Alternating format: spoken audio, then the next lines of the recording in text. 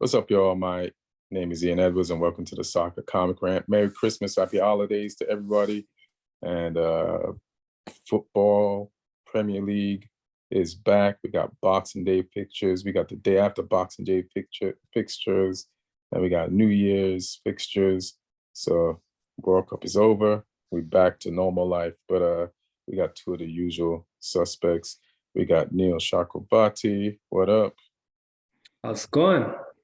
Good, man. Merry Christmas. And we have Lee Hudson, stand-up comic from England, Southampton fan, and also mention that Neil, if you don't know, is a Chelsea fan. So he should be happy.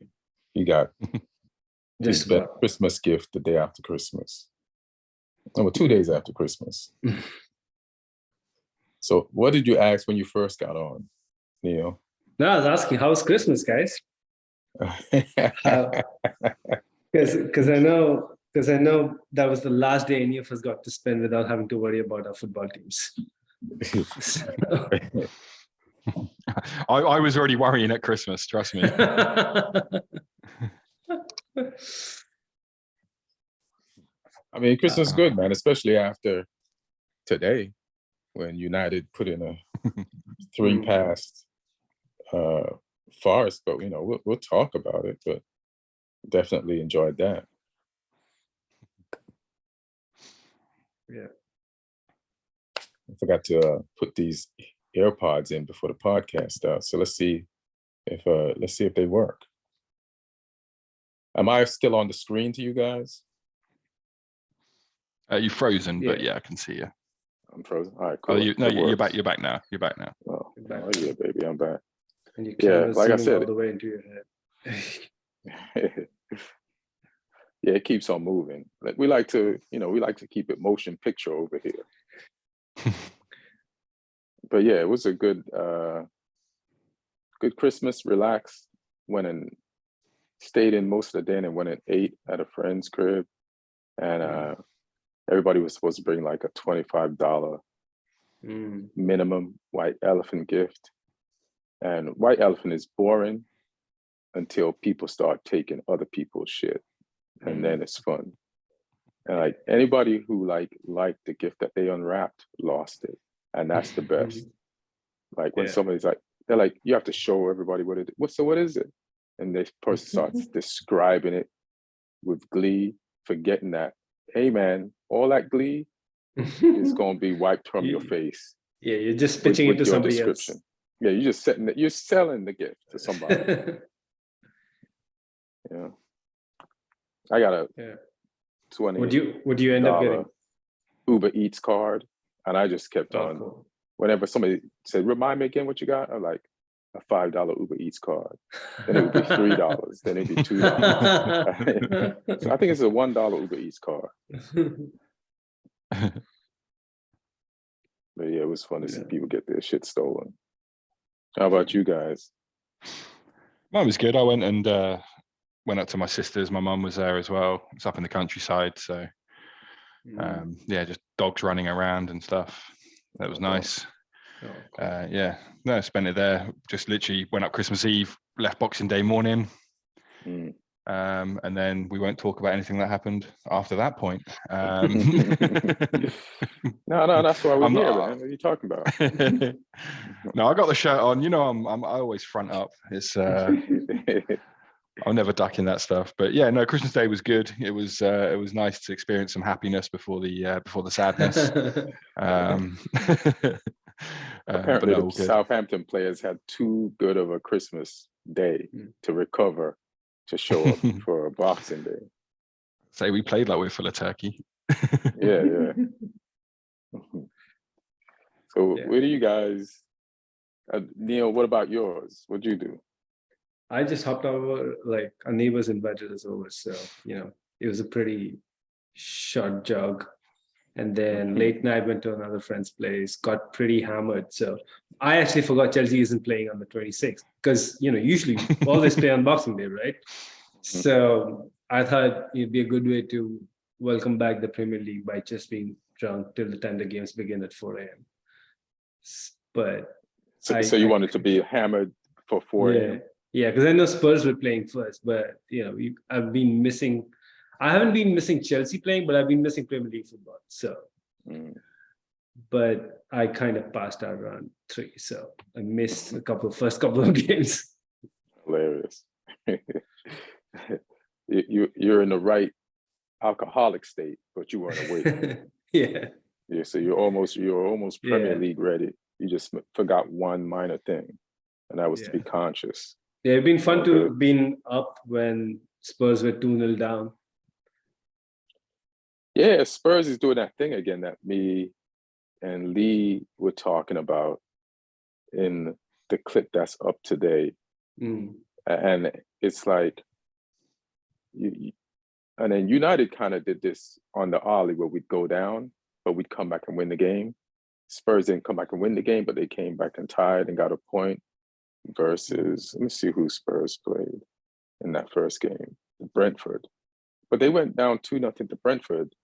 And I'm going to say this again, like when Tottenham tried to win the game, they not only score goals, but they better defensively and they disallow the team from scoring against them, as opposed to starting the game, sitting back and soaking up the pressure. They suck at soaking up the pressure.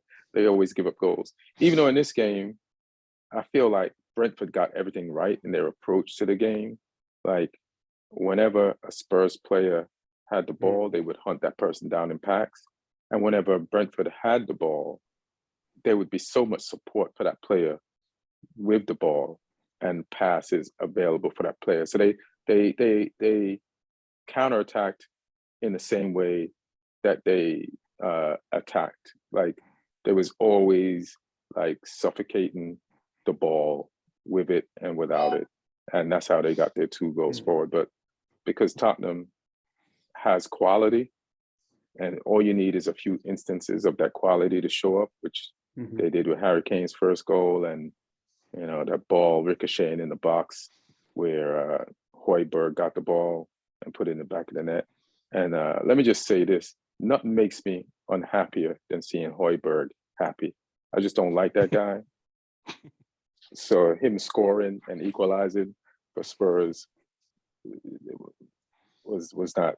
I was not happy in the house, but Spurs Brentford 2-2, and the game was going good, man, until Brentford just couldn't hang on to what they got or sustain the amount of pressure that they put on Spurs like the entire game.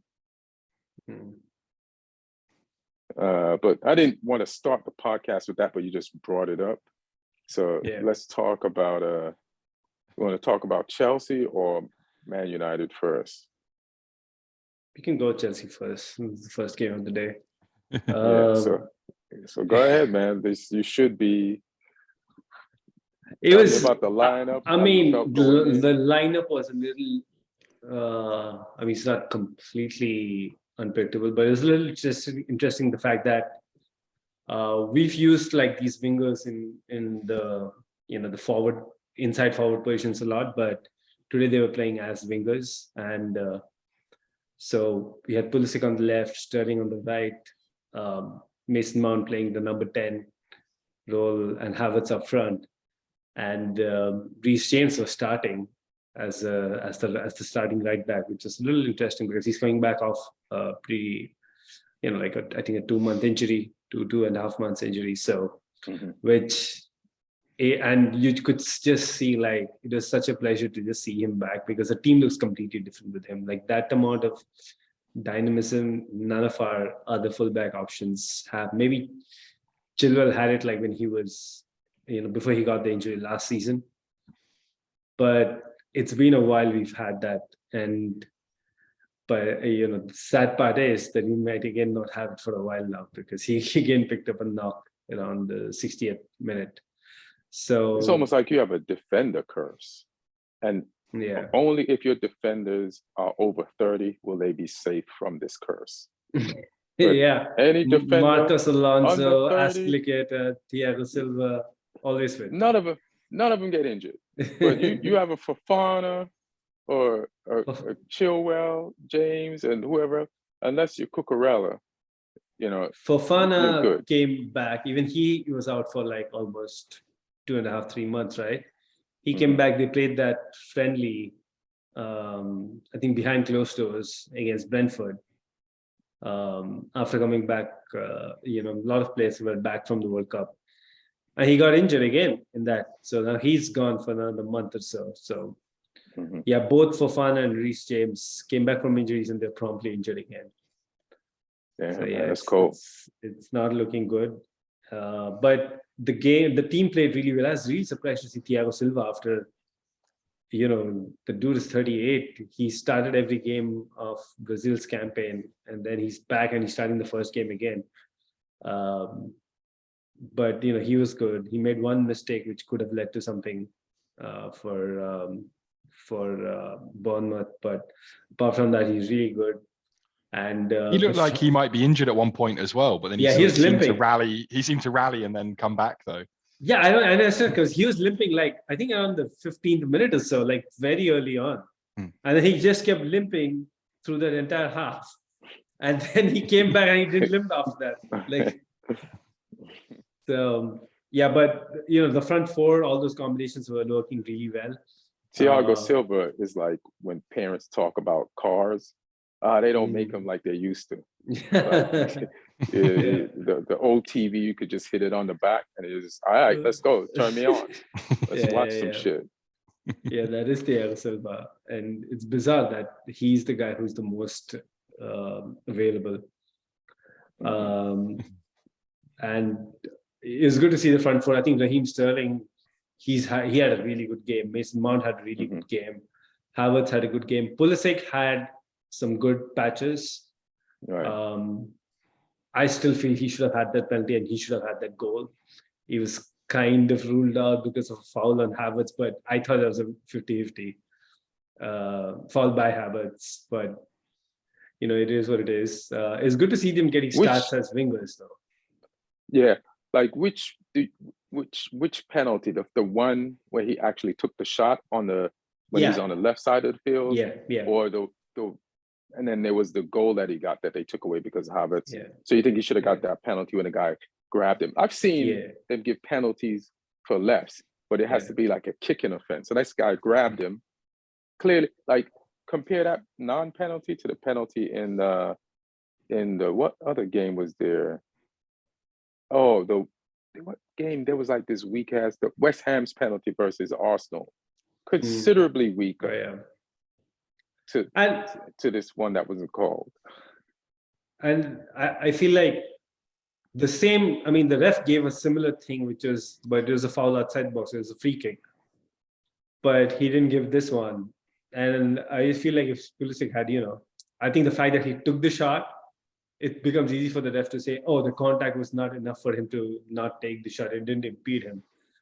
But if you see the shot, like he had to take the shot off balance because he got, he's being pulled back. So sometimes I feel like, when we criticize players for not diving, like this is the reason why diving exists. When fouls are not given, unless and until somebody makes a big deal out of it, you're kind of not encouraging people to play the game the right way. Right. I feel like he played, I think it's mostly like Pulisic, you're right, had patches where he was really good on the ball. Is this a new thing where you're going to play Mount and Pulisic on the left, one behind the other? Or is this, did Zakaria, what's his name, Zakaria? Is it because he was in there that they played him like that? Like, where did he come from? Did you guys buy him and then he got injured? And something like that. We loaned him last minute, literally last second from Juventus, and but he never played for the longest time.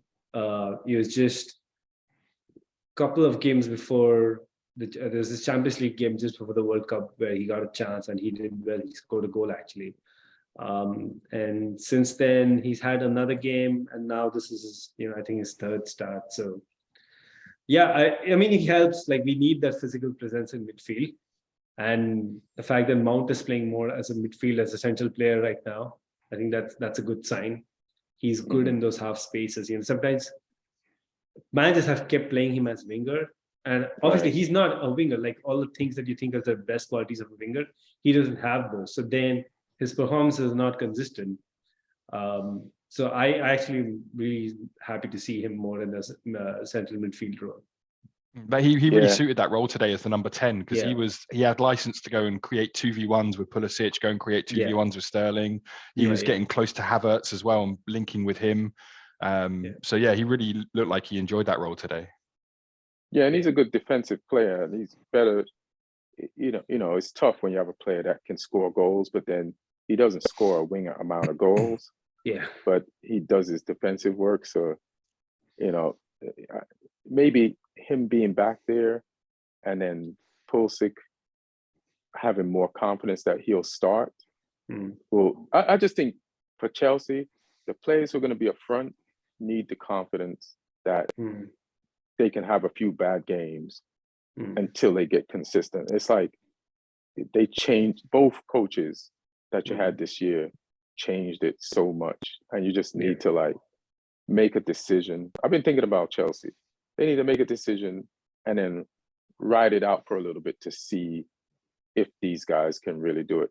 And you could do it now because when you switch it a lot, you don't get consistent results anyway. So you might as well take the chance to like, all right, you're going to be here, you're going to be here, you're going to here, play, and let's see what's up. We're going to give you some chances to be. And today you guys look good.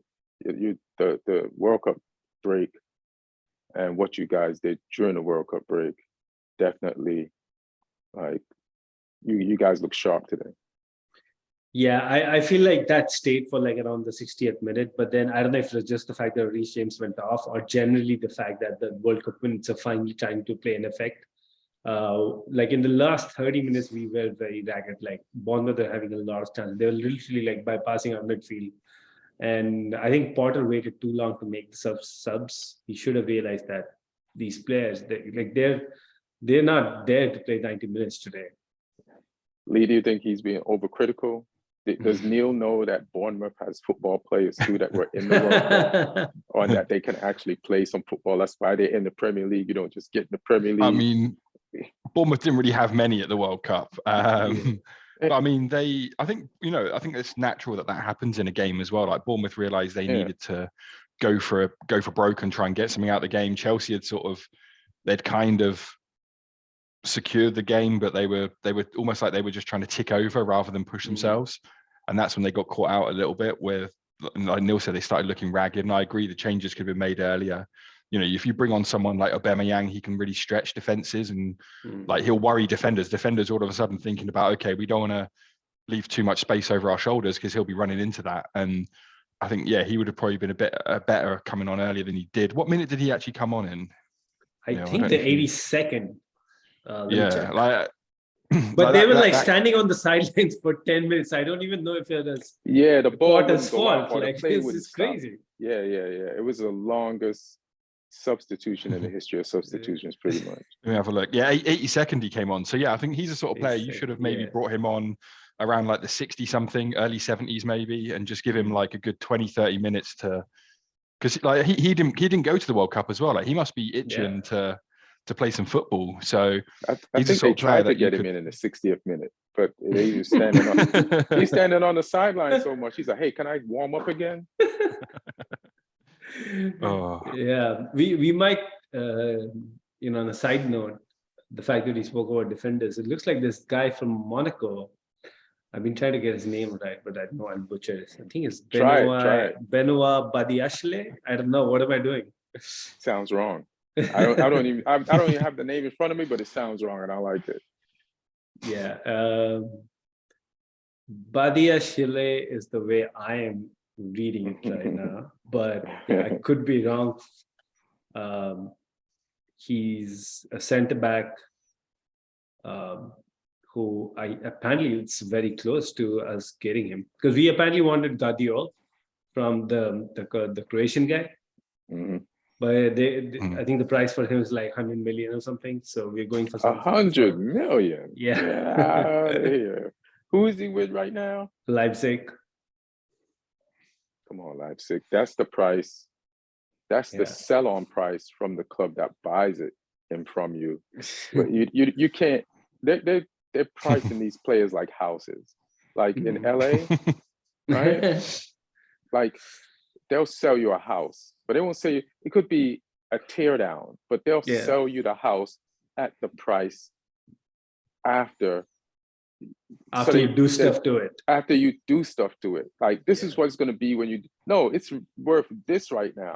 So now they're selling you this guy at an LA price of a rebuilt mansion with up to code and everything. It's like, no, you gotta you that's not the price right now. They're selling you for the future price. That's what they're doing with players now. I think the only time that changes is if some clubs start walking away from deals, and I think it looks like that's what you're doing, because he is the other guy who we're looking, and then apparently it's very close. He might be here as soon as next week, and there's this guy from Brazil, from Vasco da Gama, Andre Santos, who's a midfielder, who also is on his way in this window to Chelsea. 18-year-old, highly rated, apparently, from my limited YouTube research.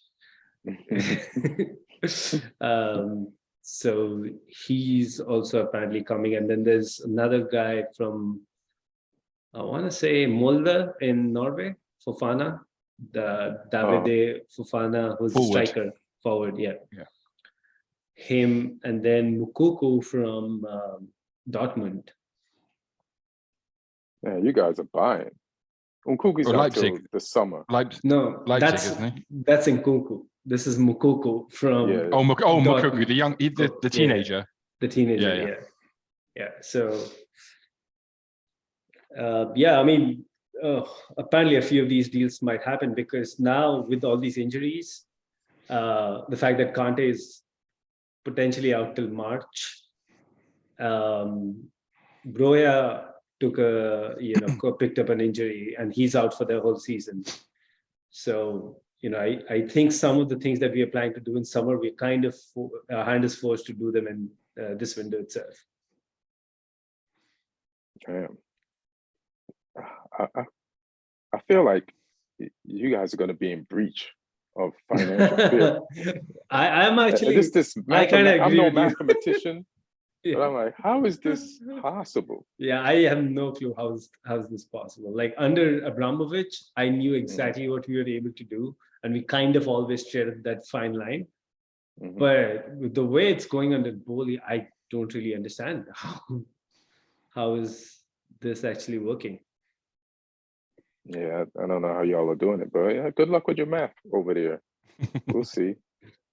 Maybe we have like an all or nothing. Unlike anything you've ever seen, like they're probably giving people access to people's houses and stuff. What do you mean? The Amazon documentary, maybe there's a lot of money coming out of that. There's probably a deal signed somewhere to give what them. What team did that? Did a team do that? Arsenal did that. Leeds did that. Is that illegal? I think Man City. No, I mean, if you're getting revenue in, that's commercial revenue, right? Then you can buy more. Yeah, Man City and Spurs were the other two. Yeah. So although Spurs, the series was called Just Nothing. Hilarious. But how do they get money from the houses? No, I'm saying, so a typical deal would just have access to dressing room and stuff like that, right? Like, I'm wondering, maybe they signed some even more crazier deal where you give them access to even people's houses and stuff. So, it's probably a lot more, you get a lot more money that way. Or if they were in Raheem Sterling's house, they could have caught some robbers. Yeah, that's true. So, yeah, you guys like, I'm glad the Americans I'm not, it's just the books, the money don't seem right. That's all I'm saying. So they're down there in Santa Monica. That's where the owners are. Let me pull up the Todd and ask him what's up, because I'm like, wait, there's a cap, right? I know your hedge fund don't have a cap, but there is a financial cap, and you might be in breach of it. Yeah. Potter came out to California, didn't he? Apparently during the break. Yeah, he did, and he says he's he's felt more confidence than he did when he actually took over. So from the owners. Until James got injured today, he felt confident. Yeah. Because today looked like people felt like they were in the position that they were comfortable to be in. Exactly. Yeah. And then like Mount was like, I could play here. And Jose was like, yeah, I like playing here. And Havertz was like, I like playing here. And like, you know, and then you have like, he could start or he can come off the bench like he did today and contribute. And that's Aubameyang. And it's like, we get this, but this like, you're making me play wing back is like, Cucurella looked better than I've seen him since he's like came to you guys. Like he looked comfortable. Like he didn't look comfortable as a Potter player under Potter until probably today. So yeah. Want to go to Man U's 3-0 beating of Forest, and just talk about that. Get that out the way, and we played 2 games since we've been back. Once against Burnley in the Caribou Cup, and this one against Nottingham Forest, which is, even though one's in the Championship and one is in the Premier League, Nottingham Forest are so far down in the Premier League, it's almost like Burnley was more of a competition than Forest right now. And you get no thanks for these wins. Like, you are supposed to get these wins, and there's no question. And the only question is if you drop points against Forest, or if you don't beat Burnley. And so we did what we were supposed to do. We looked good, we looked in control. And I've watched Forest play throughout the season, and they've also adjusted the way they want to play because they've been dropping too much points, playing complete, like, all-out attacking football. But I've seen them lose, but look better against, like, top-flight opponents. And today we really kind of subdued them. So I'll give Man United props for that. And we scored 3 goals, but we could have had more, or we created, like, great opportunities. Rashford is still on one from before the World Cup into the World Cup, and now after the World Cup, scored a goal and created the second one. Him and Eriksson, great corner. Like, well, was that a free kick? I can't remember if it was a corner or a free kick, but it was just like corner. That's just training ground shit. And great run, great finish. The finish wasn't easy. It's raining. It's just raining cats and dogs, like, hard as shit. And to put that through the net. And also Rashford and got a ball from Bruno, made his run off the shoulder. Aurier, proved why he's Aurier. He's out of the play, down the wing. Rashford cuts in, passes the ball to Marshall. One-time smash. Goalkeeper can't get down in time because he's tall. 2-0. And then you play that game that Chelsea was playing against, who did you guys play? Bournemouth, where you have a 2-0 lead and you have to, like, you're not stepping on the gas. It's tough when you have the game, a 2-0 lead, and you're not, so you don't want to give up a goal attacking because you got it, but you want to kind of catch them on the counter. It's that dangerous 2-0 game. But then at the end, miraculously, Casemiro, who was all over the pitch, stepped up, got a ball, passed it to Fred, which I said miraculously, who smashed it far corner of the net, made it 3-0, seals the game. And I was pretty much mad at Fred a few plays before this, because there was this one play where I think they had a corner and we had the ball out the back, and he had a Manchester United player streaking right in front of him, and he decides to dribble in the middle of the pitch and lose it. And I'm like, why, Fred? Why? There's a guy in red right in front of you, and you dribble, slow down the game, dribble, lose it. And it's like, I don't understand it, but he made some good plays after that, and then he scored the goal. So I got to give him props for that. But yeah, we handled our business and we looked good, and we started Shaw as center, as a what they call that? Center defender. Yeah, centre back. You started him as the left of the two centre backs. Yeah, and I feel like he did great. And there was a lot of questions from like the NBC team out here trying to. I feel like they're trying to start trouble. Like, so I don't understand it. Maguire's captain. He had a good World Cup, and so why isn't he in the game? Why are they using Shaw? And it's like Maguire was sick for the Burnley game. He's not fit, and so he's gonna have to sit on the bench. And yeah, last game we used Casemiro as a defender. Now we're using Shaw. He's playing. There's so many right backs or left backs that ended up being central defenders, playing center back. That's normal football. So what is the big like trouble you're trying to stir up? And plus, Maguire hasn't played good for us. So if we don't start him, we just don't start him, and that's the answer. So it's like there's no surprise when there should be no surprise when Maguire doesn't start for United. Like why would we? Yeah, we didn't have Lindelof, and we didn't have any. And let me just go on an aside. Has anybody seen any Argentina football player since that 4 million people parade? Like, I feel like all the players disappeared into the crowd like the end of victory, and we don't know where none of them are. Like Romero hasn't been back. Our coach can't even tell us where Lisandro Martinez is. Like Lisandro Martinez posted on his goalkeeper. Like, Lisandro Martinez posted on his Instagram story he was watching the game. Oh. That is from where though? I don't know where from, but he was watching. What country? Where's the Argentinian players at? Like, has anybody seen any of them since the bus ride? Yeah.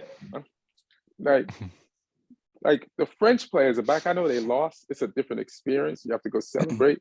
But where the hell is any Argentina player at? Like, can anybody tell me? I don't know. Varane today was the first player from the World Cup final to play a game. Mm-hmm. And I get that because this is like Wednesday. Like Lloris didn't play. Today's what, Tuesday? And then the other games were Monday. Like Lloris was watching the Spurs game, but he was there.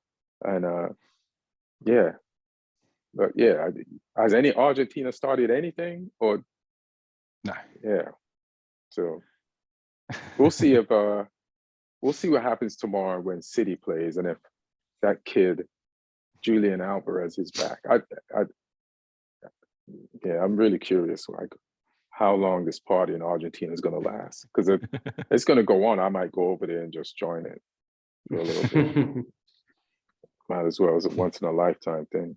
But United played good. I can't even I listened to one thing after we played Wan-Bissaka, who we haven't played in a while, and he was getting criticized by a friend of mine on his thing, and I'm like, first of all, we didn't let in any goals. Wan-Bissaka went forward. He had some crosses. So what does Wan-Bissaka have to do to have a good game?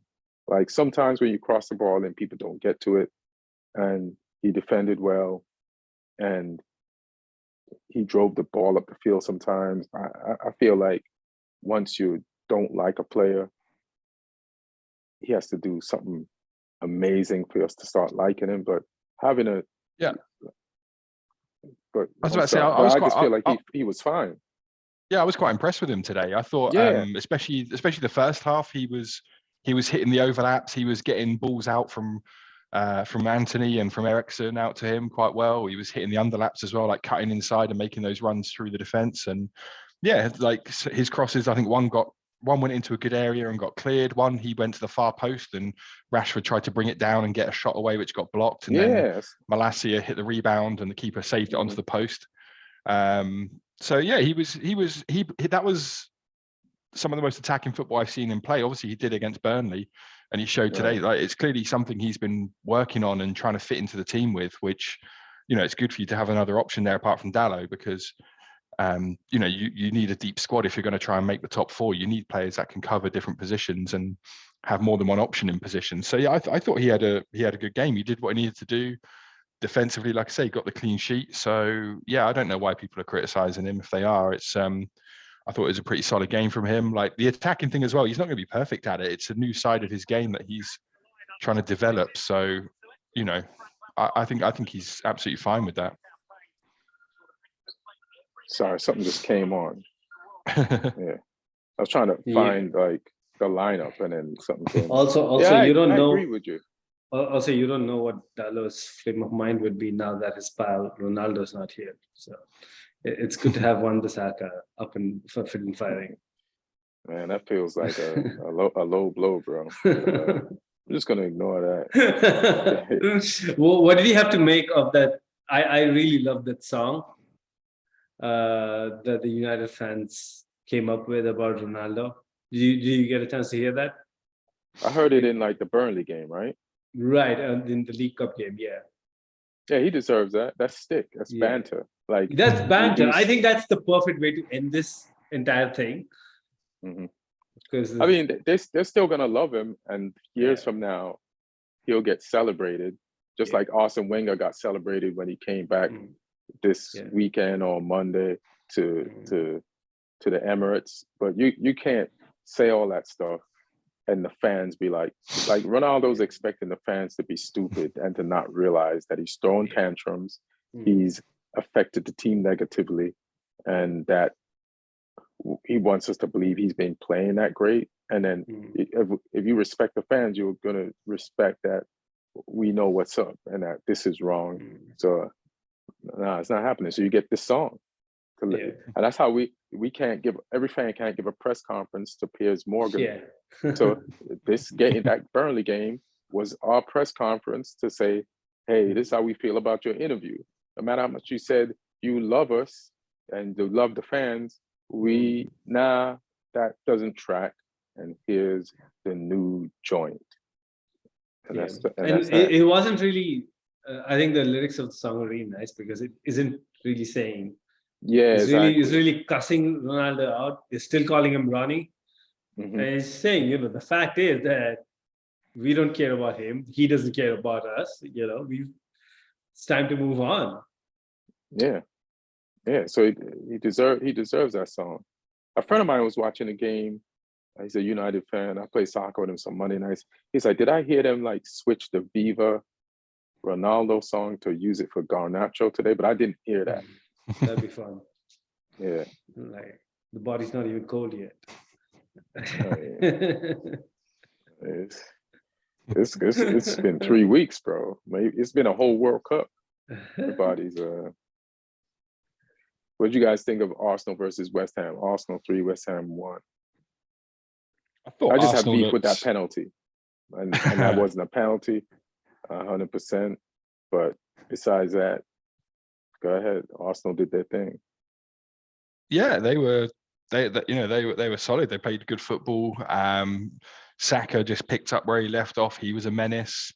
Odegaard picked up where he left off. He was threading balls around, getting a couple of assists. Like he sees passes and can play passes that other people don't see. And I mean, he got fortunate with one of them where he tried to shoot and then it fell almost straight into Saka's feet, but Saka still had to control the ball and then get the shot away. So yeah, I mean, Partey looked quality in centre midfield as well. They were just solid all round. Like Tierney played a decent amount of minutes. He looked fit, and then Zinchenko came in as well.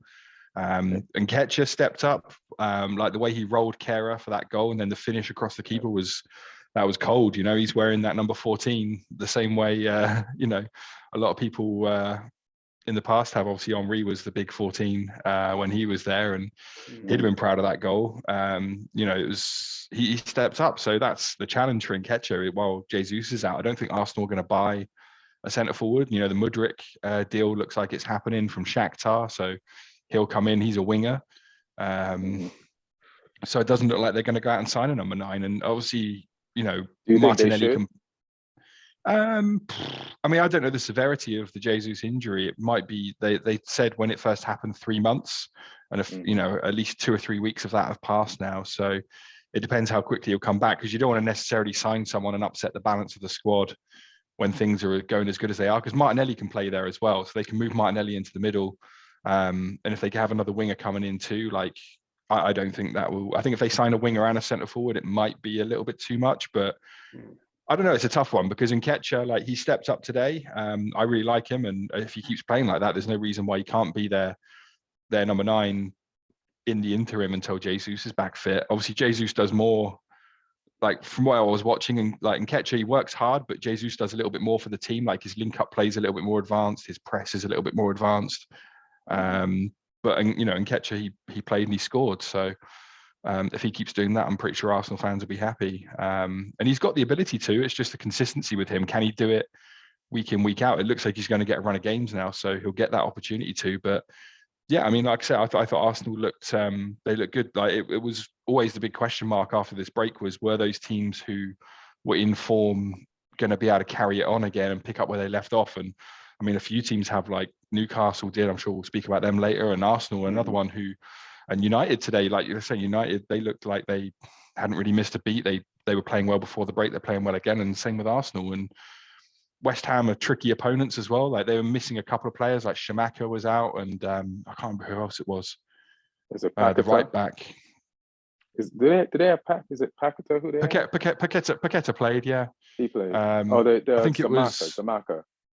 Schumacher, the forward, yeah, and Johnson, the right back, was out as well. So. They missed a couple, but I mean, they were still a tricky opponent. Like West Ham made Arsenal work for that win. Like it wasn't a pure given. But you know, obviously they went 1-0 up as well from like a disputed penalty. But you know, Arsenal did their thing, and yeah, some of the combination play was just really fun to watch. So yeah, it'd be interesting to see whether they can keep hold of that top spot, because they got a nice little lead now. I feel you, but I would buy someone. You know how we were talking about the World Cup final and France versus Argentina and the possibility of bringing Benzema back. And it feels like, just based on more information, that when Benzema got injured, they decided, the French camp, to let him go instead of keeping him. And I feel like if they'd have kept him, they would have won the World Cup, because they could have used him. You know, but there was an issue, I guess, with having an injured Benzema sitting there with a team that he probably doesn't get along with everybody on the team, so they got rid of him. But in this case, it's like you got to double dot all your I's and your T's. You're in the middle. You're leading the league. You don't know if you'll ever be in this position again. And Nketiah was the backup for Gabriel Jesus. So even if Gabriel Jesus is out for a month, they always had a backup for him. And since all you have now is Nketiah, you should get a backup for Nketiah, just to make sure that you can win. Because you just always have to have someone there just in case. You know, it's like there's no guarantee. And I'm glad that Nketiah scored the goal, because even though it was the third goal of the match and they were up 2-1, and it was towards the end of the game, you did need to seal the win, because West Ham had a goal. And it's also, this goal plays more for the games coming up than for the game that it was actually scored in, because he scored a really good goal. It'll really help his confidence. You know, like he's in the position where he has to deliver. So, you know, the more goals, the merrier, the more confidence for the next games coming forward. So it'll just help him mentally, and it'll help him more in the games to come. But just in case, you should get someone, and you know, you tell that person you have a chance to win the Premier League. So do you want to come? You know, and Champions League football the next season, and who knows, you know. But yeah, I don't even know why they bought a winger when they need more likely a forward. So that's kind of confusing. But maybe they had that deal just going. And how good is this kid? And he plays for Shakhtar.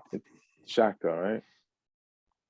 Yeah, in Ukraine. But I mean, he's been tearing it up for them in the Champions League, tearing it up in the Ukrainian league as well. He looks really good. And like I say, if he comes in as a winger, that does give them the option to play Martinelli as a centre forward, because Martinelli is a striker as well. Right. So they have got that option. I think with a striker, it's hard to go out and sign a quality number 9, and especially in the transfer window. And there's going to be other clubs in that market as well. Like you guys are looking for a striker to replace Ronaldo and compete with Martial for that spot. So it's hard to get someone who is of the required quality in January, because teams don't want to let good strikers go in January as well, because whoever that striker is will be crucial to their chances. So I think if they could find one who's the right quality, maybe go for it. But there's also teams who they just sign people in January for the sake of it. And if Arsenal go and sign someone, it needs to be someone better than Nketiah. It can't be someone that's not even Nketiah's level. Like, it needs to be better, and that's going to be hard to find for the right price in this window, and not someone that isn't just a mercenary or a club that are looking to try and make money off someone. I don't know. Sometimes, like better than Nketiah, you try to go for that. But I would say, like, at this point they shouldn't really be thinking about the money, because I mean, they haven't won a Premier League in 17, 18 years. Like, what's there to lose? Just go for it. Yeah, you go for it. It's almost 2 decades since you won the Premier League. I don't even think they've come close. So do whatever it takes. They came second when Spurs should have came second. Yeah, but that was like a fake second. Like you didn't really compete for the trophy. you just pushed. They were just competing to not make Spurs come second or first. This is when Spurs came third in the 2-horse race. Damn, I was going to ask y'all a question, but I can't remember it now. I guess one of the questions I did want to ask was, so there's United fans upset that Liverpool is going to get Gakpo, but I'm not upset. I kind of didn't really want him. And I watched him play during the World Cup, and I know like how many assists and goals he's had in the Eredivisie. I can't say it right. The Dutch league, the Eredivisie. That's the right way to say it. That's the right way to say it? The Dutch league. The Dutch league. Yeah, why did I try it the other way? Doesn't make any sense. But for some reason, I just watched some Champions League games with him. He's effective, but it's like I don't, and they got him for a good price. So they got him for the teardown price. So yeah.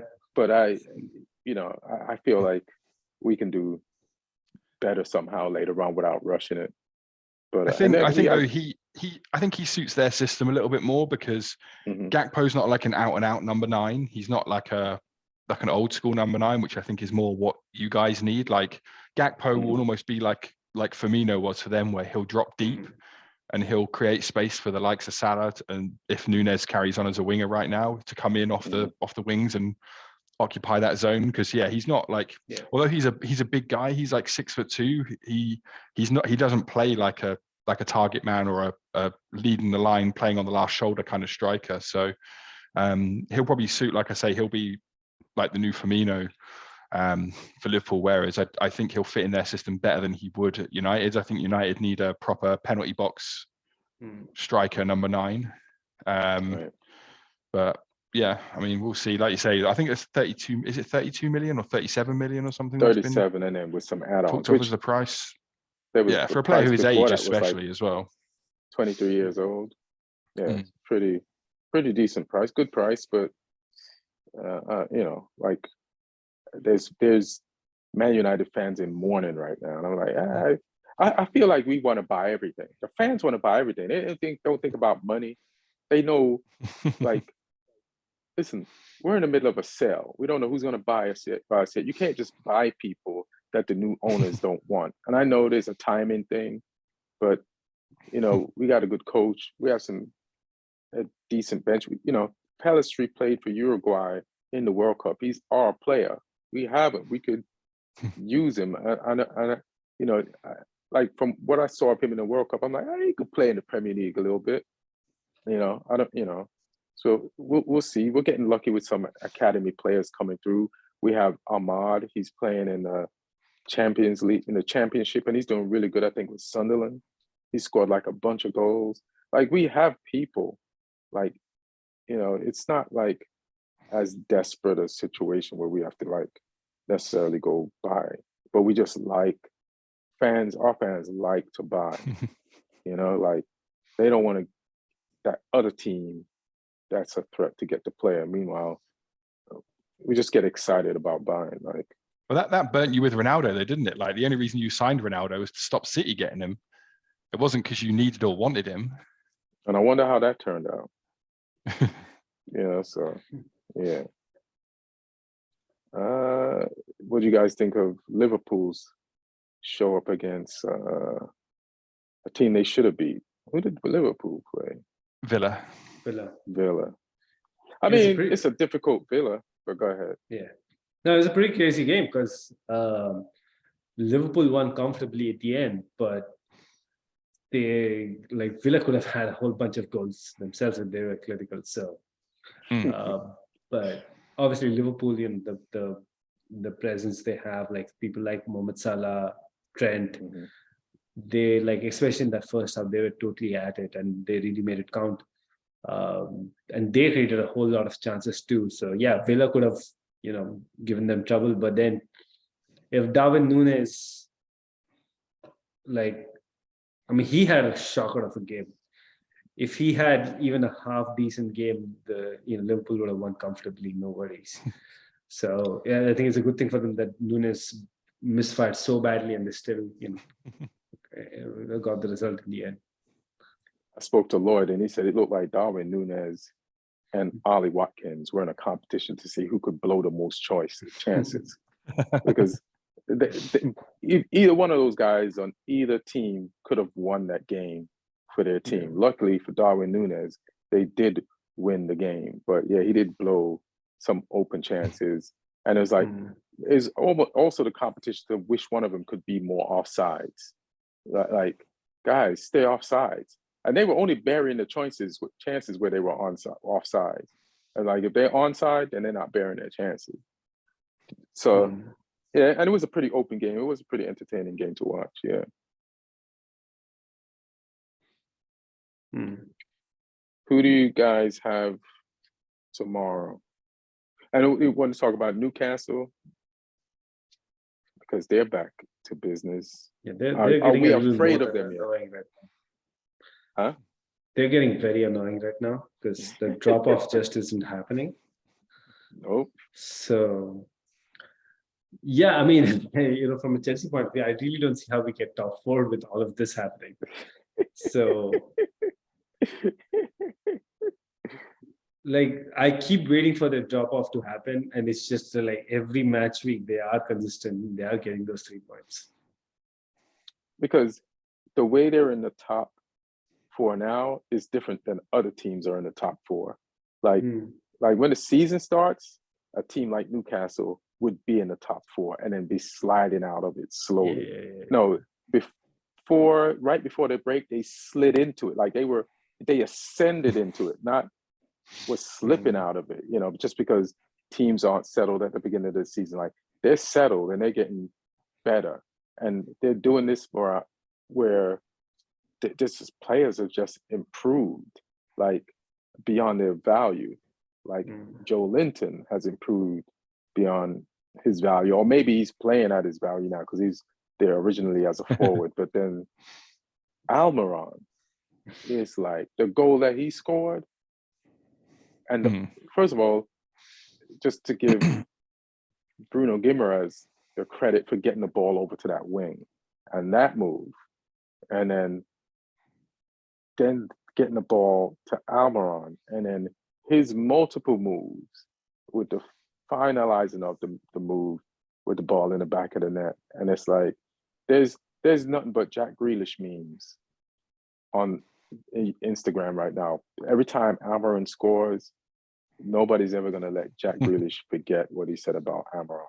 Like the only response Jack Grealish can have is to hope to play tomorrow for City and to hope to score, because nobody's letting him forget, his Mahrez Almiron comment, and Almiron is balling his ass off.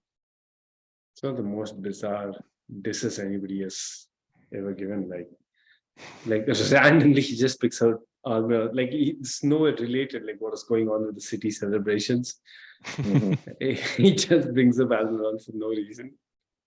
Do you think it was bizarre? I felt it was accurate, but it was accurate, but like this that you don't say. Yeah, exactly. But like, why would you?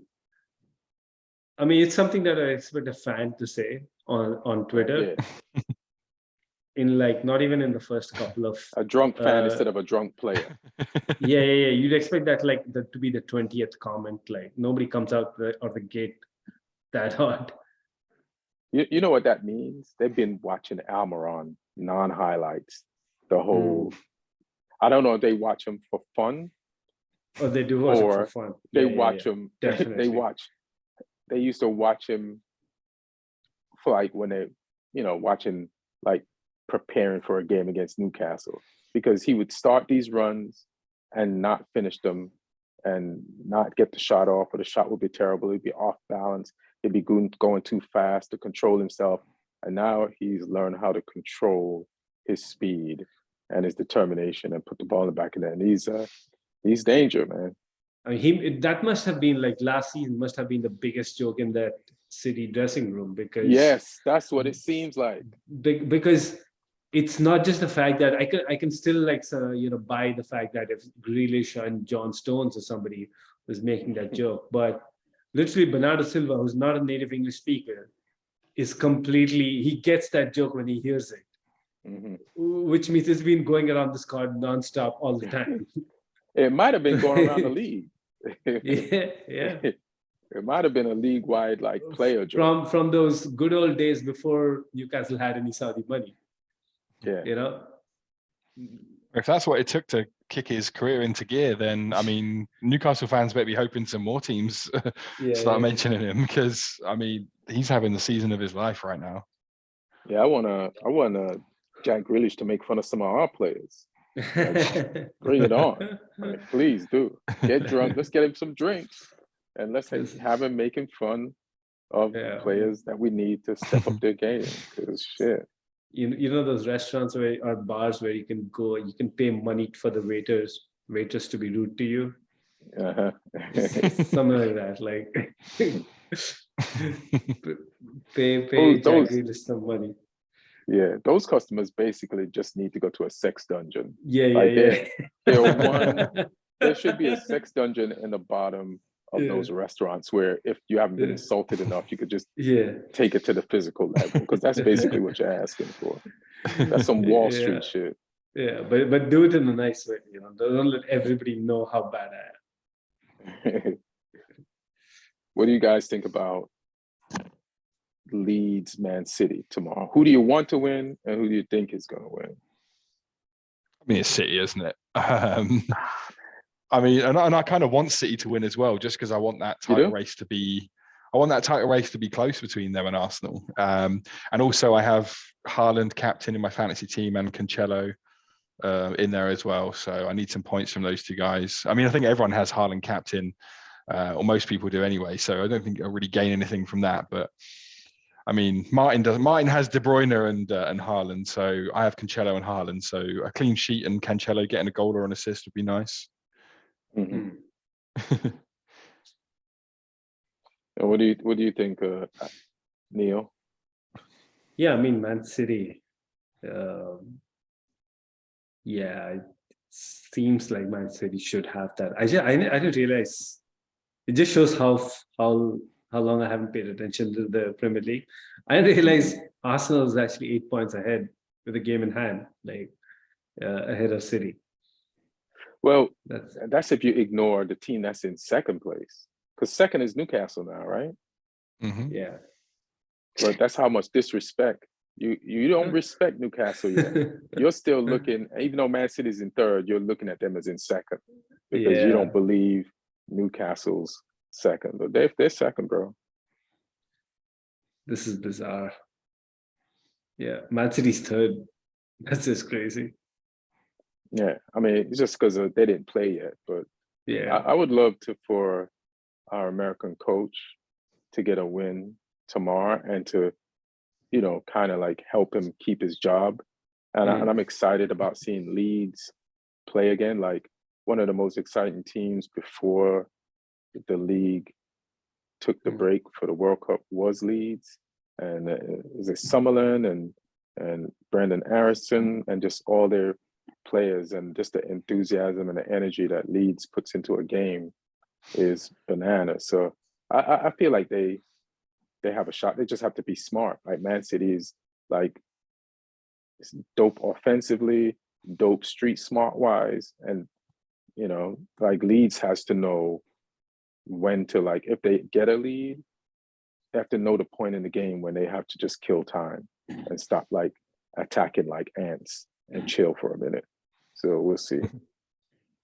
But hopefully Jesse Marsch can get something out of this game, or else the Leeds fans, it's a home game too. So the Leeds fans are going to let him know if they're unhappy with him.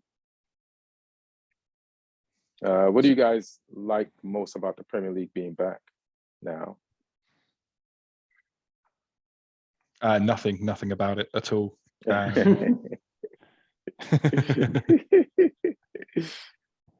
anything to do with Southampton losing? It might do. No, it's just good to have the games back, and obviously the schedule at the moment around sort of the holidays, it always kicks into gear, and there's games like every few days. So I think the only day without a game this week is Thursday, because there's the Leeds City game obviously tomorrow, and then there's a day off, and then it kicks all back into gear again with games I think there's games on the 30th, the 31st, and New Year's Day is there as well. Maybe let me have a look. There's definitely games on the 30th and the 31st.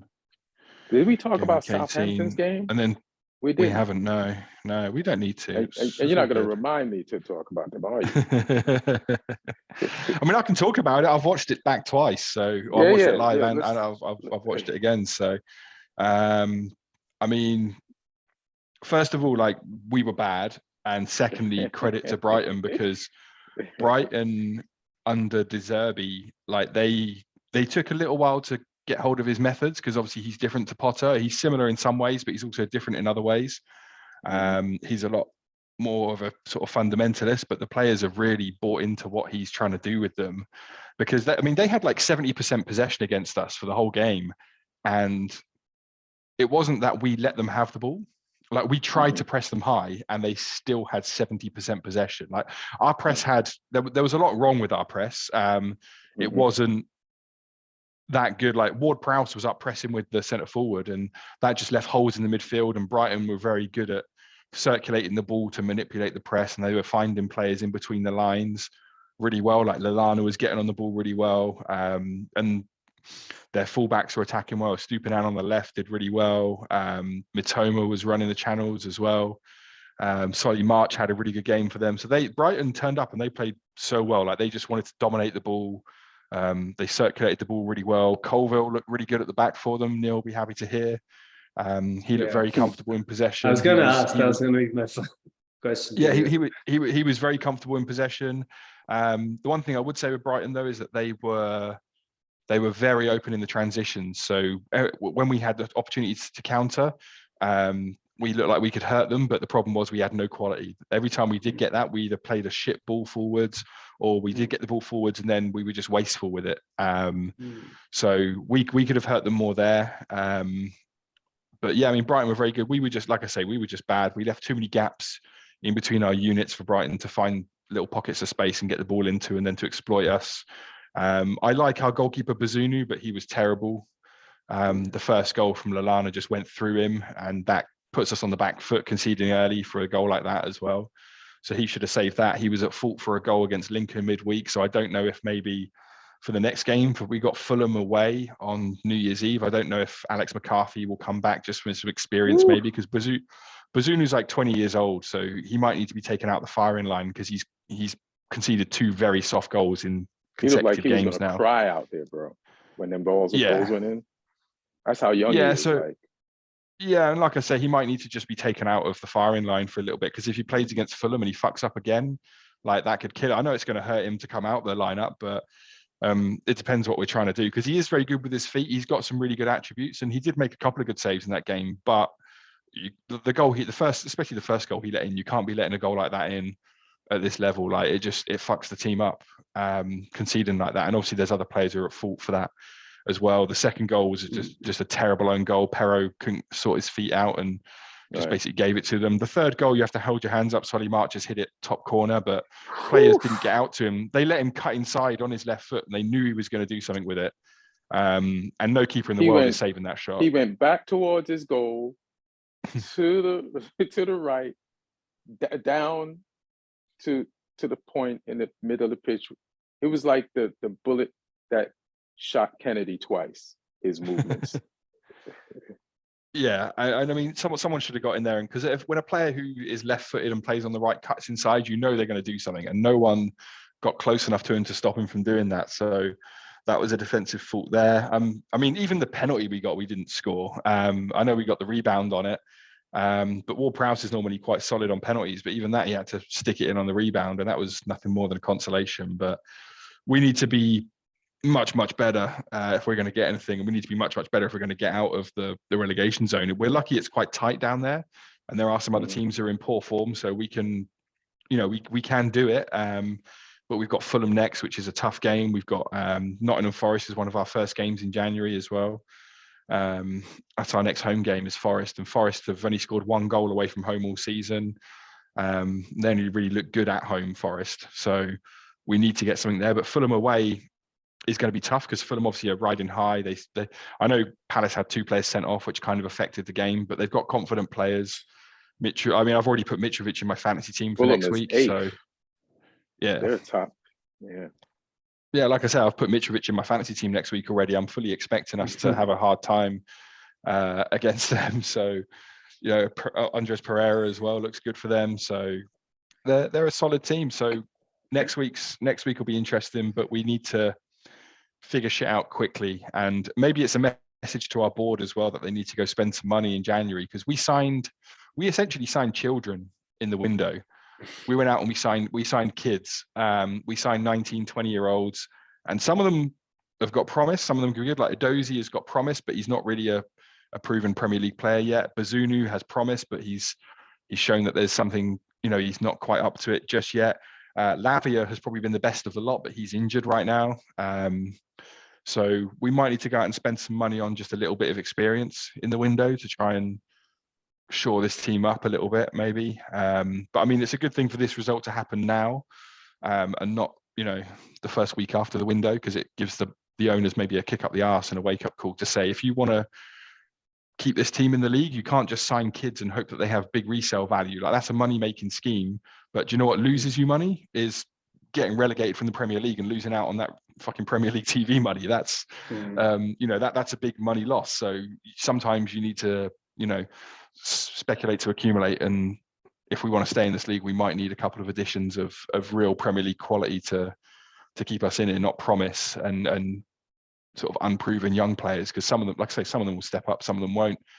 And it's a gamble of a business model to flood your team with kids and hope that they all pay off. Because if we get relegated, then all of a sudden players are worth less. TV money's not coming in as much. I know there's parachute payments, and the Championship is a dog of a league to come back up from straight away as well. So I hope they've got a plan. But yeah, it's looking a bit grim at the moment. Yeah, I don't mean to make it grimmer, but you're 20th in a 20-team league, right? Yep. And then without like looking at your roster, just from my memory of your roster, I'm gonna like look at the rosters in just trying to go through my memory of the teams above you. So Nottingham Forest, I would say they're 1 point above you. They're 19th. I would say your rosters are even, or theirs is a little bit better, right? Wolves, I would say their roster is better. They're 1 point above you, and they're 18th, and they just got Lopetegui as a coach. So they just upgraded on their coach. Your upgrade on a coach was a guy from where? Luton. Luton. His name is Nathan what? Jones. So he's named after a black guy or a Mormon. And he's so so they have better coaches, more experience, let's say. And Everton, like they might come down but they have a dogged midfield, but they need goals. And I don't know what's his name was the last game. I don't think he played when they lost this week. What's their forward's name? The only forward that they got left now. But they can't really afford to. Calvert-Lewin. I don't think he played. I don't think they can afford to buy more people either because they got financial trouble, which is why they sold it. So but West Ham, like you only figure West Ham's going to get better. Leeds, like I feel like they're just as a team play better team or roster. Bournemouth, they might sink, but yeah, they're 14th right now. Leicester, I mean, this is going to be rough, bro. Yeah, I mean, I think we like at the moment it looks bad and we need to sort it out. But the blessing is that from us to Leicester in 13th, there's 5 points. So it can be turned around, but we need to sort that shit out quickly because we don't want a gap to start opening up. Yeah, that's normally how I calculate things, but I don't know, man. Like, shit, this I just can't. It's the roster.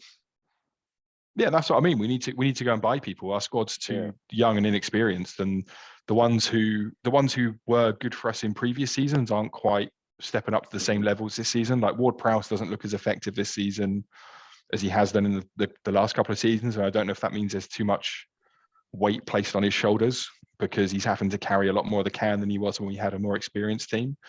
And the manager can't figure out if he wants to play a back five or a back four. So we just need, we just need some clarity, and we need a couple more experienced heads to be bought. And yeah, I mean, like I say, the window to figure it out is short because right now it's salvageable, it's doable. Because like you said, I think Bournemouth will sink. Everton have got problems. West Ham look like they're in a little bit of a tailspin. Forest, for all their efforts, can't seem to get results. So we need to hope that stays the same, and we need to start getting them, because if we get cut adrift there, or if we don't go out and if we don't sign anyone right now, I think we're going down. Based on the current squad. We need at least two, and they need to be players that are experienced. They can't be 19-year-olds. So we need to go out and we need to do that in the window. Otherwise, I think it's going to be a real struggle. So you think Bournemouth, with their new owner, Killmonger, who has access to vibranium, is going to slide down to your level? That's crazy. I don't know. Did you guys know about this? Yeah. I read it. Yeah. He owns the other guy is the guy who owns the LA Knights hockey team. Yeah. But I mean, we played Bournemouth earlier in the season and we beat them. That was with Hasenhüttl in charge when we were in a that was funk. Before they had access to vibranium. That was before Killmonger.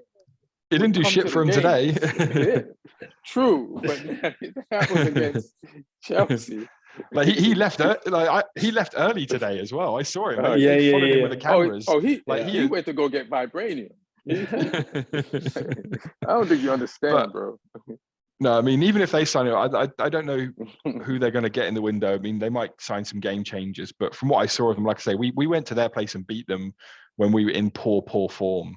And I saw nothing from them that suggested to me that they even had that game where they went 2-up against Spurs and still fucked it up and lost 3-2. So I think Bournemouth are in a false position. I think we might go down with them.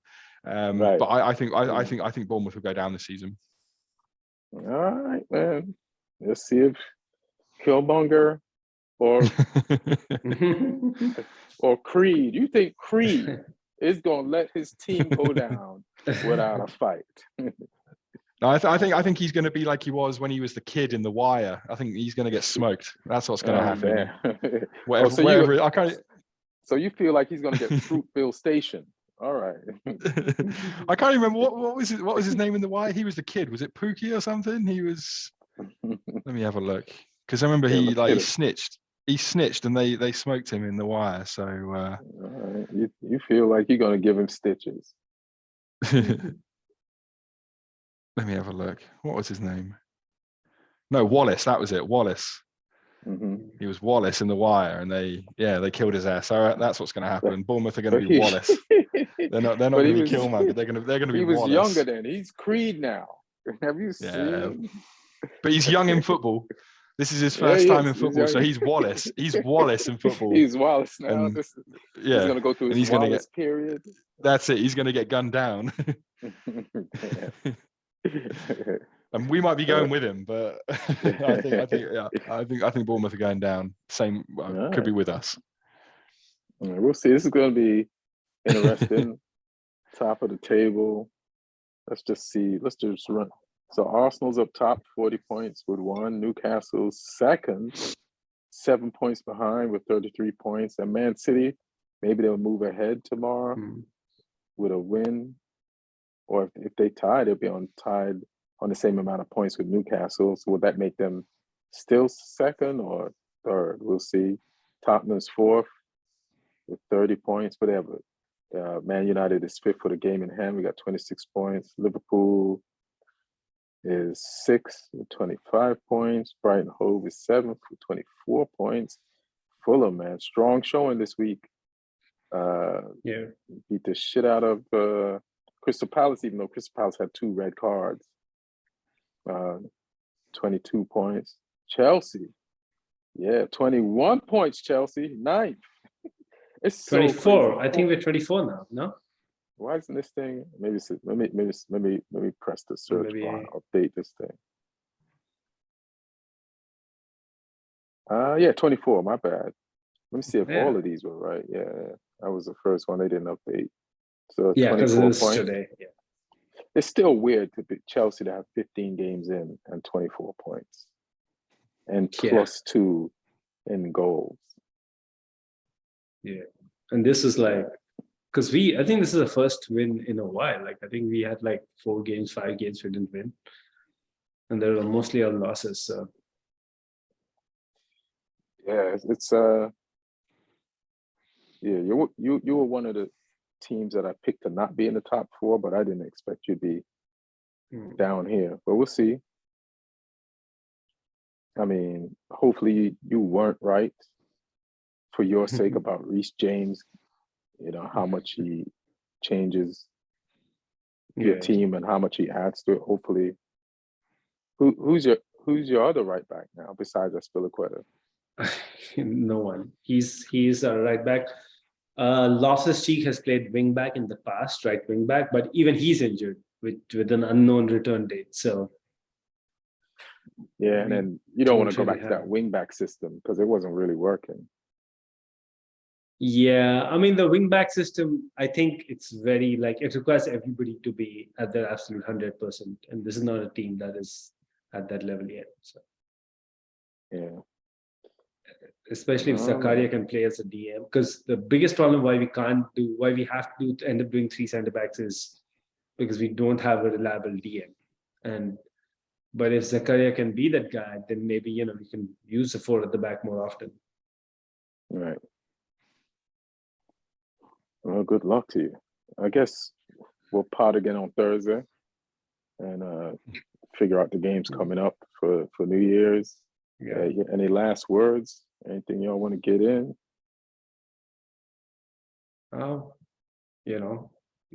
Hoping for a nice end to the year. Another 3 points. Who you up against next?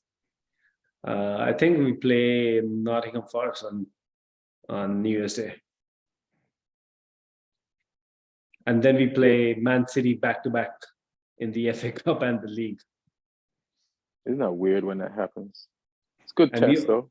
We already had Man City in the League Cup first round, and now we have Man City in the first game in the FA Cup. Don't you got Man City too, Lee, in the Carabao Cup? We got them in the Carabao Cup on the 11th of January. Yeah. So we got them sandwiched in between games against Forest and Everton. So we can put the reserves out against City for all I care. I don't give a shit about that game because we're playing them in the middle of Forest and Everton, and we need points from those games. Like I was saying, like it's tight down the bottom, and they're two teams that are around us. So we need to make sure we get something out of those games. So yeah, I mean we could. I mean, I would say we could play the kids against City, but our kids is the first team right now, so I don't know who. Like play the kids. Play the kids, play the under-13s from the academy against Man City. Let them get a beating. I don't care what. You got a foster home over there, bro. Yeah, literal foster home over there.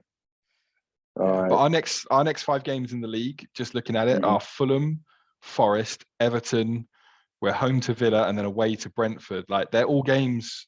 Like there's some good teams in there, but they're games where we could get some points if we bring our A game and have a strong squad. So we'll see. Buy some fucking people, Southampton. That's what I'm talking about. You could win 3 out of 5. Yeah, we could. if we bring it. Who would you buy?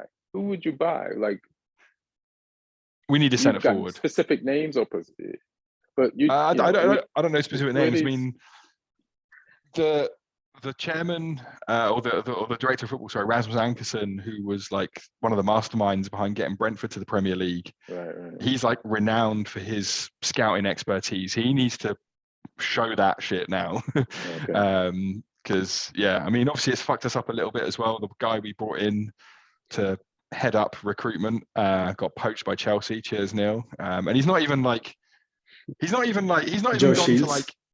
Yeah, he's gone to like a lesser job at Chelsea as well. Like he had control at our place. He was head of recruitment, whereas he's gone to be part of like a 30-man recruitment team at Chelsea. Yeah, he's part of one of 5 who've come in just the last couple of months. Yeah, so he's part of like some big old like think tank at Chelsea, whereas he was head of recruitment at our place and he didn't even last like 3 months before he handed his notice in. I think he's on gardening leave until January or something. I don't know what's going on. But so, and our technical director, Matt Crocker as well is leaving. So we got positions we need to go and fill. Rasmus needs to do some scouting. So fuck it. I might throw a CV and go, give me the access to the videos. I'll find you someone. That's a dedicated fan. We need to go buy someone. They have to pay me for my time, but I don't come for free. But no, I mean we need to sort shit out because it's looking bad right now. Yeah, it's bleak. This is the bleakest I've ever seen it for Southampton.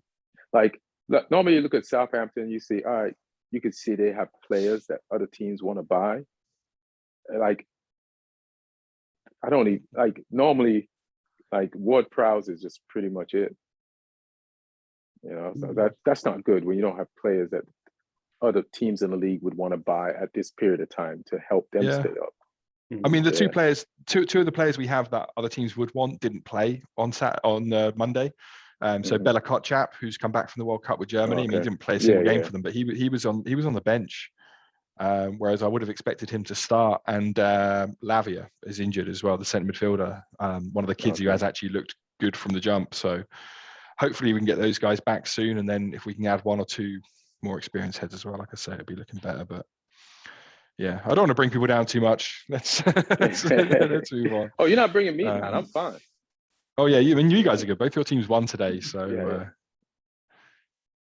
My only question is, like, so Chelsea, you stole Lee's guy, you stole all the Brighton Hove's guys, but so are you trying to be Chelsea and Dortmund at the same time, where you have this first team that competes in the top 4 and Champions League, but you also bring in these players that you're never gonna get those guys in your first team.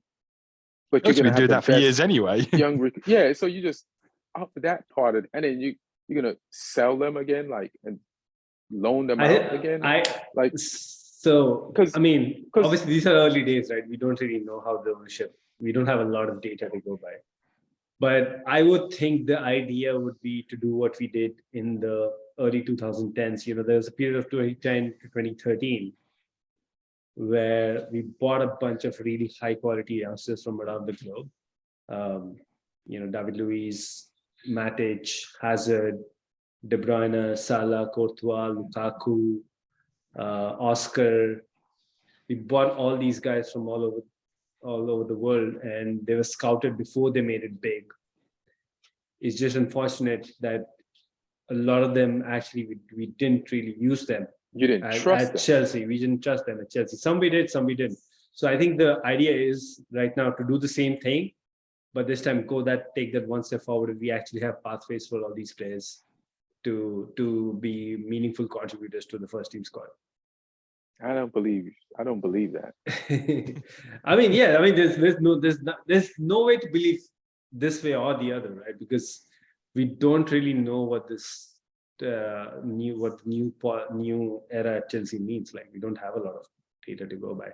But the fact that they went with somebody like Graham Potter kind of would indicate that they're looking at more of a long-term view. Because if you want to just win today, which is why a lot of these players in the past didn't get their chances, because there's so much of an obsession just winning right now, then you probably don't go for somebody like Graham Potter as your manager choice.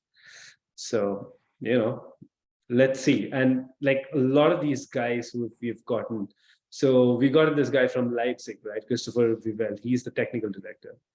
Then we got Lawrence Stewart from, I want to say Monaco. He's the technical director for global football.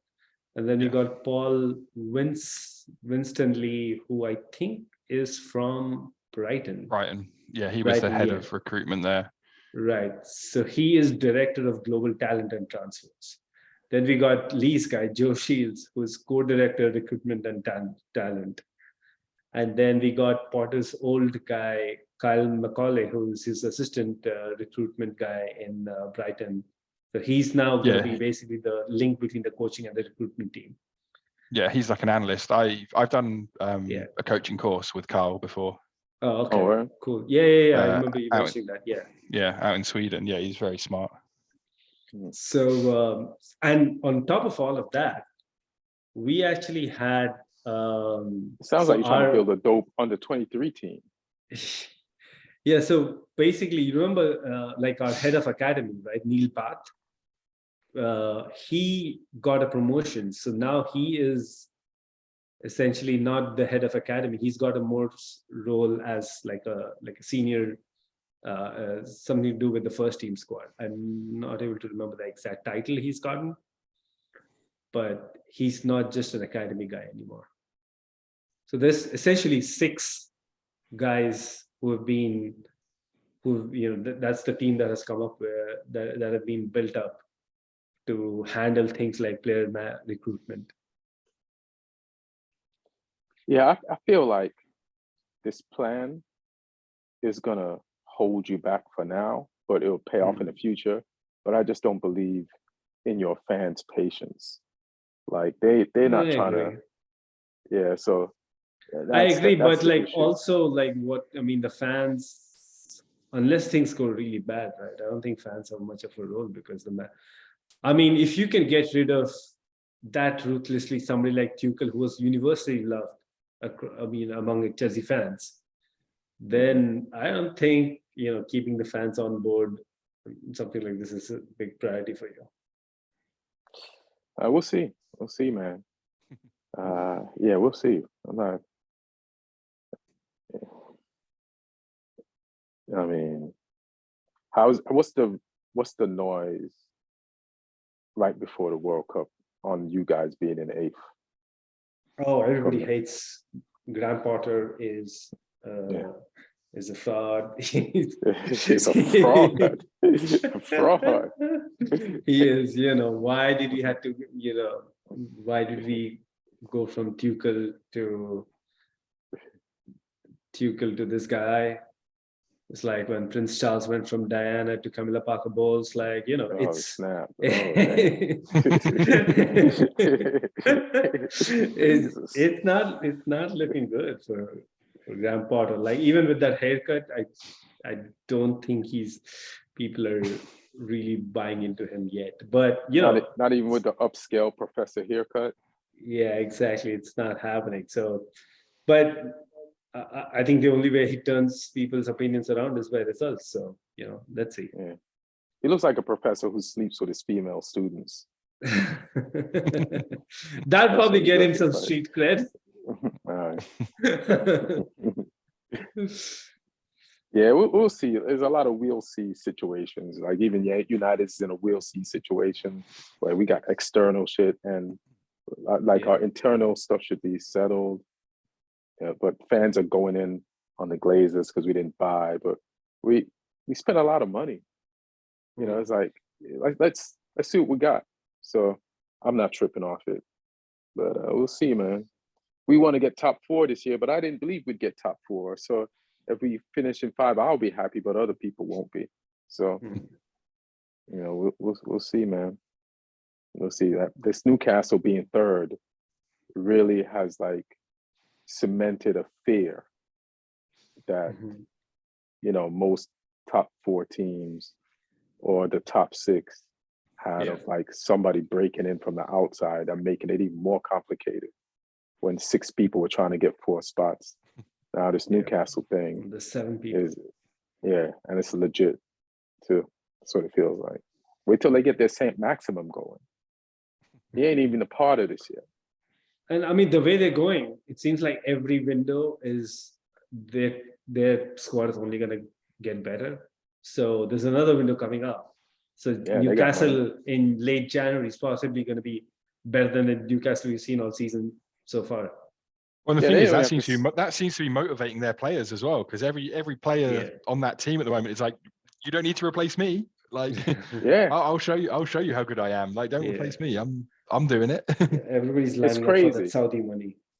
They're playing to not get sold and replaced, which is better than playing for a contract, because playing for a contract lasts like 1 season, but playing to not get sold and replaced could last a career of motivation at Newcastle. Like they're all stepping up. You know, like it's crazy. Like even the lineup today was drastically different. Like Joe Linton played as a left winger today, not as a central, not as a midfielder where he's been killing it, but he played 4 and he scored. And he couldn't score before when they bought him as a forward. And so, you know, and then they don't have no Callum Wilson today. Isaacs, who's like somebody they bought, whose quality is injured. He's been injured for a minute, probably since from the first or second game they bought him. So he's going to come back at some point. And so they're playing people that you haven't seen in a while. Like, what's one of the 2 brothers' names? A redhead, I forgot his name right now. But he's playing. And Longstaff. Yeah, they sold one, I think. And one of them's still there. Yeah. So that Longstaff, he was, you didn't see him for a minute when the coach first got there, but now he's been balling for a minute. So, you know, it's like everybody. Murphy is balling. Shaw. You know, it's Woods is probably the only dud, and he scored a penalty. Is it Woods? Yeah, Chris Wood. Yeah. Chris Wood, yeah. Because but yeah. Well, guys, thanks for listening. Thanks for watching. I got a show. I'll be at the Creek in the Cave January 12th and 13th. I think that's Friday, Saturday, I think, in January. I don't know if you guys got any shows. The Creek in the Cave is in Austin, 4 shows. What, you guys got anything you want to promote? No, not at the moment. I've got one more show left this year, Manchester, on the 29th, but it's that shit's sold out already. So, cool. That's still good. But no, yeah, I don't even know what I've got in the year. I need to have a look at my calendar and see what I've committed myself to without even remembering.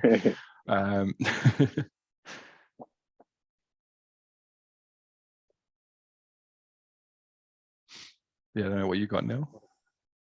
No, I come to the crib. Hilarious. I'm trying to throw a New Year's party. I don't know how it's gonna go. You're thinking about having a New Year's Eve party? Yeah. Do it, Rant fam. Do it. Yeah, Ian, if you're swinging by San Diego, come by. All right, let me know when it's confirmed. No, it I is might have something to do confirmed. out here. I you're just doing bought it? I bought like $100 worth of alcohol today. So yeah, it is confirmed. That's it? It's just for me? Because otherwise Lee's I'll have to drink laughing it at all. that. Lee's like, I'll run through that. You're gonna buy $100 per day up to? No, New Year's? I already had some. Then I bought some more, and now I'm gonna try Okay. making a few cocktails, and then I'll know what else I need. All right. We have a couple more days, so That's a good way to stretch it. Yeah.